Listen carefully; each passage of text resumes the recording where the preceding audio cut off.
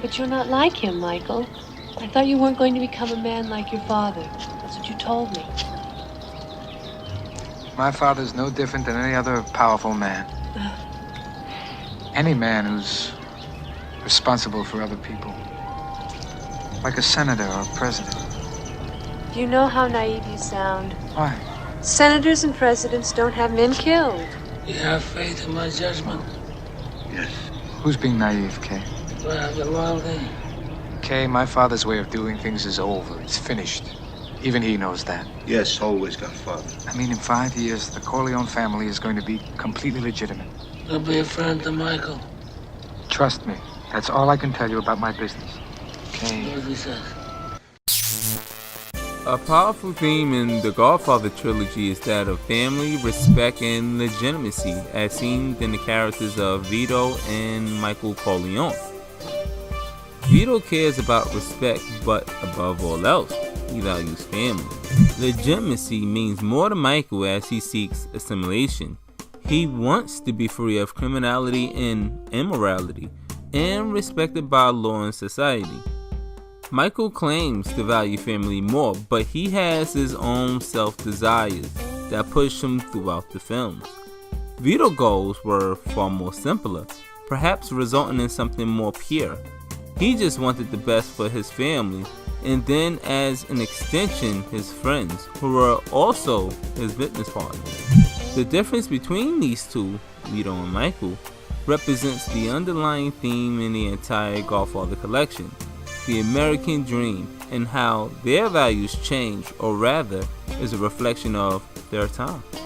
The term godparents come from the order of baptism, where the parents of an infant choose two other adults to stand in as spiritual caretakers for the child. So, by this title, The Godfather, Vito is the caretaker to many, as he cares for the weak as if his godchildren. His title represents not only a level of respect, but also carries with it a religious aura. It is because Vito carries this title, not only as a title, but as a principle, that he is able to ascend into myth.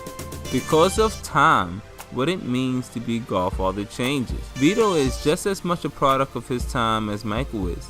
Vito's America was a very different America than the one Michael was raised in. Vito lost his family to the mob and came to America to escape death. Growing up with the loss of his family due to a vendetta, we can imagine how it molds him, resulting in his extreme value for family and friends. But also because of the loss of his family to violence, he came to understand his power. Vito realized the American dream through hard work, discipline, and devotion to his family.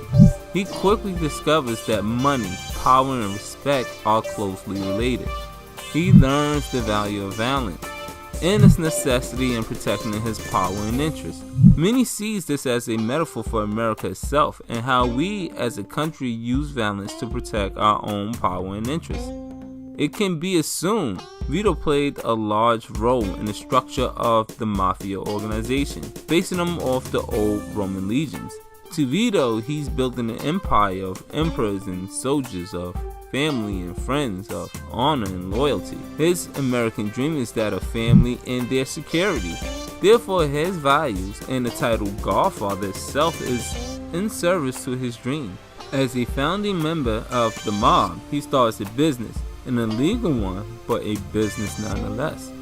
Like many businesses, his began with a small group of people with a singular vision. A vision that united them. They were able to come together and build a community, have families, buy houses, and provide a comfortable living for their families. To them, this was the dream, especially for Vito.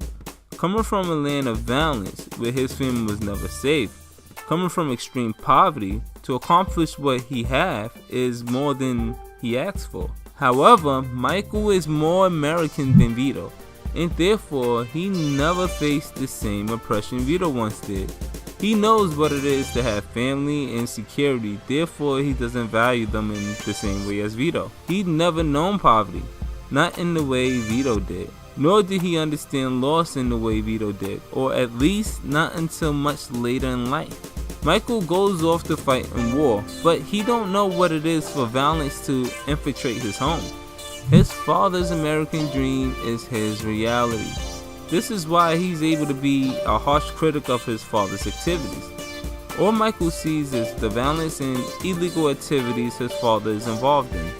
His sense of justice is based on law and order rather than survival. Therefore, Michael's American dream is quite different than Vito's.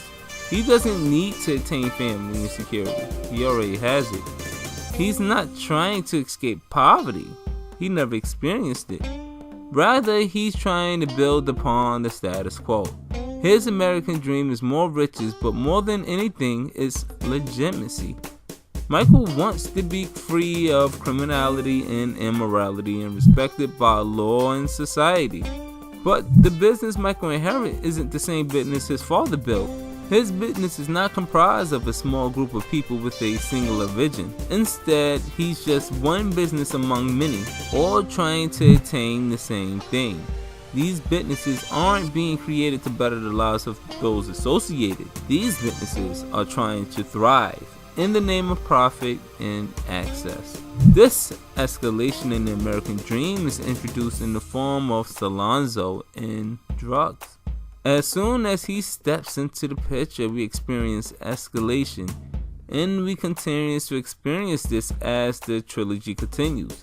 Vito Corleone has his dealings with bootlegging, gambling, and prostitution. These are things that are illegal but not life-threatening, activities that can be closely guarded, activities that require a personal touch.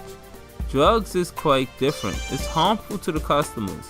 The large sums of money these drugs bring through dealings creates competition and therefore violence. Furthermore, drugs are something that can't be completely controlled, and because so many people have dealings with it, it's a business that's impersonal. Of all the services and products of the black market economy, drugs are by far the most dangerous and immoral, yet the profit it produces makes it irresistible. Therefore, with the coming of Salonzo comes a major change in the business. The risk becomes larger, the threats bigger, and the business more impersonal and immoral. Before Salonzo, we're introduced to a family business that's personal and full of respect. The world is simple and the sides are clear. After Salonzo, things change, shown not just in the transition from Vito to Michael, but in the loss of morality. Vito had clear enemies and allies, but Michael lives in a world where corruption is everywhere. Sergeant McClincy is a police officer who doubles as a bodyguard for the drug trafficker Salonzo. Senator Pat Gary tries to extort money and visit whorehouses. Even the Archbishop, as head of the Vatican Bank, is involved in criminal activities, including the assassination of the Pope. Michael even begins to submerge into corruption, beginning with the death of his brother-in-law.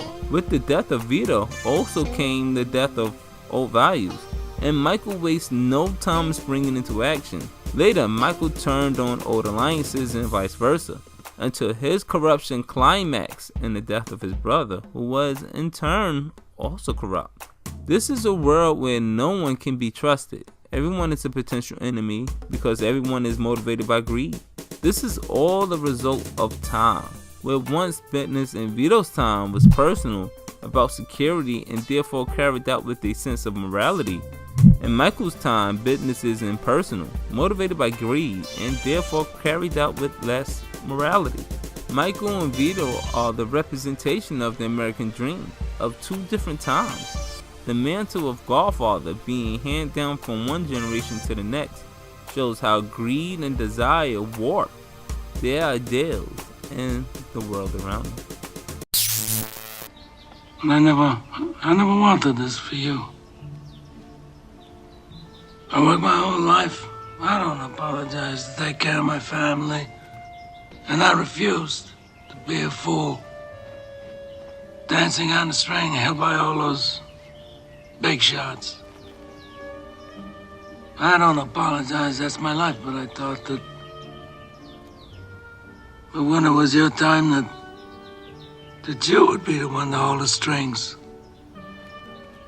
Senator Corleone, Governor Corleone, something. Another Pezzanovanta. Oh. This wasn't enough time, Michael. Wasn't enough time. We'll get there, Pop. We'll get there.